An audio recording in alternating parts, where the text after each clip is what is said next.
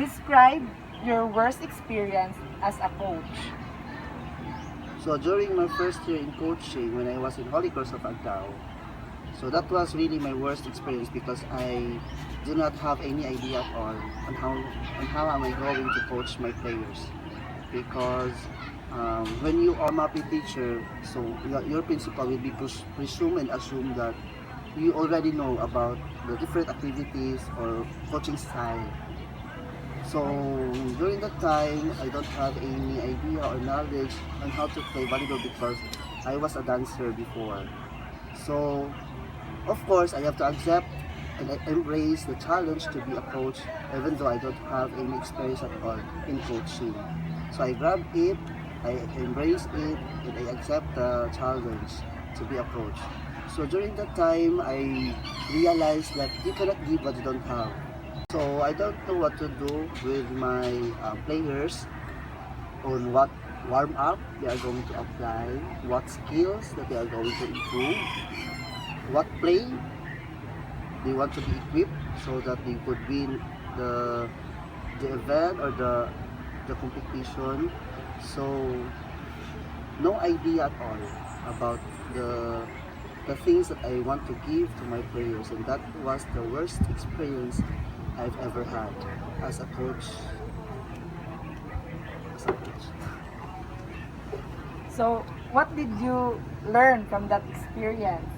Of course, so I learned that I must equip myself with such kind of skills, especially in coaching style.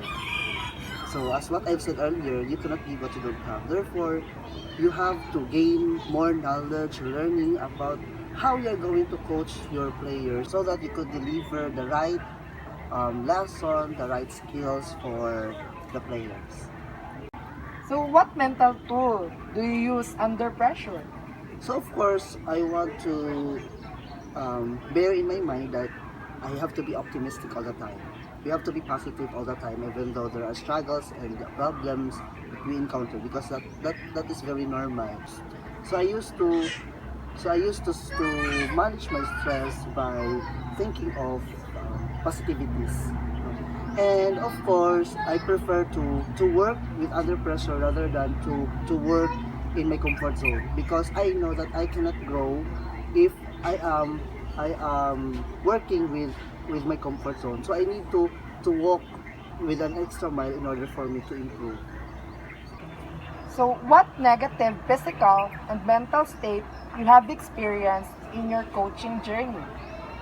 Maybe dealing with so much pressure and expectations to your players, because you must be a good and effective coach to your players so that they don't they will not be disappointed to you.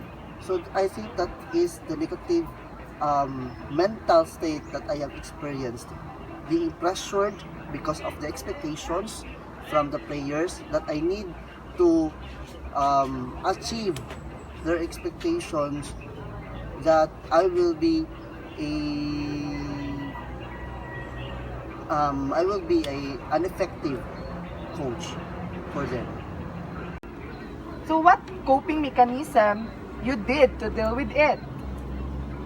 So of course, first I need to work under pressure, and of course I need to believe in myself with the expectations that I could achieve it. So of course, with that, of course, to cope with my anxiety effectively. Based on your experience, what is or are the main reasons that some of the athletes experience lethargic or fatigue? There are a lot of factors that the players or my players experienced fatigue. So, but the main reason is they do not know how to undergo pressure. They do not know how to deal with their problems or distress, and of course, what they intake to their body. So that is why we need to discipline ourselves when it comes to um, taking a food, so that of course they would be conditioned and not um, not experience fatigue. So when your athletes feel lethargic or fatigued during practice, what methods or techniques you employ to lift their physical and mental energy? Of course, first I need to give them a tip or a guide in order to avoid from that kind of experience being a fatigue. So first, I need to discipline them on what they are going to take or to intake, and of course, I will guide them or teach them on how they are going to cope with the stress or to manage the stress that they undergo. So sir, you said a while ago that you will give tips and guide to your athletes to cope with the stress. So, in my opinion, sir, do you only focus on physical training? Of course, I don't stick to the physical training because I do believe that attitude is more important rather than to be equipped with physical training. No, so it is important also to develop and improve the attitude of an athlete to be a good player, on how they are going with um, to deal with the problems or the stress within their group, that they must know how to um, socialize with other players, and of course to apply camaraderie and sportsmanship. So, sir, is there a coach that you look up to as a role model and why? Of course, he is Coach Ramil Jesus. Aside from I idolize their team, which is La Salle University. Of course, I idolize him also on how he managed and deal with the players, how he improved the players from trash to an effective player. So, what do you see yourself accomplishing in 5 to 10 years? Of course, in my current team, which is only like volleyball players, so I want them to be in a Palaro someday, to join with a Palaro team someday. Wow, that was a big dream for you, sir. Yes, of course, that was a big achievement. If I achieve that. Being a coach, describe your attitude during your sports practices and performances.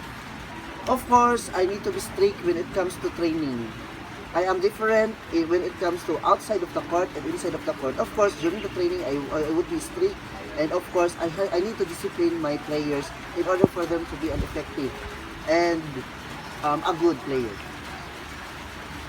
So, what is your philosophy as a coach? So I believe in a saying that you need to believe in yourself, and of course I need to pass my knowledge to everybody that of course we need to help each other, even though you are a team captain, you must be a good to anybody else among your team.